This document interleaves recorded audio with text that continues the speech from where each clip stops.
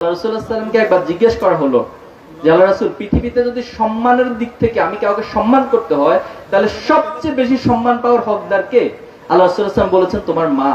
এরপরে বলেছেন এরপরে কে? বল তোমার মা। এরপরে কে? তোমার মা। এরপরে বলেছেন তোমার বাবা।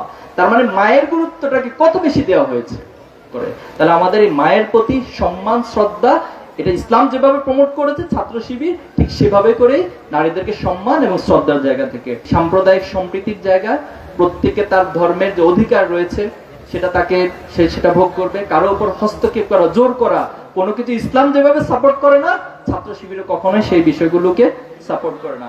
এজন্য আমরা আমাদের বিরোধিতাও যারা করেন, আপনারা জানেন কারা আমাদের বিরোধিতা করে। বিগত সময়ে তো একটা শ্রেণী করেছে এবং তারা যখন চলে গিয়েছে, তারা যখন নিষিদ্ধ হয়ে গিয়েছে, এখন নতুন করে তাদের প্ররোচনায় পা দিয়ে একটা শ্রেণী আমাদের বিরোধিতা করছে। আমাদেরকে বিভিন্ন ট্যাগিং এ আগের মতো করে ট্যাগ দেওয়ার চেষ্টা করা হয়।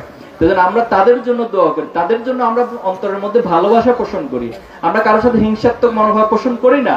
তোমরা আল্লাহর এই জমিনে সকল প্রকার জুলুম নির্যাতনের মূলোচ্ছেদ করে আমরা ভ্রাতৃত্ব এবং ন্যায়ের সদর উপর একটি আদর্শ সমাজ প্রতিষ্ঠা করতে চাই।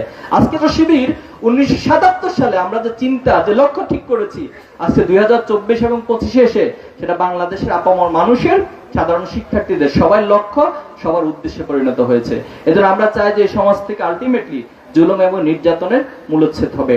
শিবির হিসেবে কেউ জন্ম নেয় না।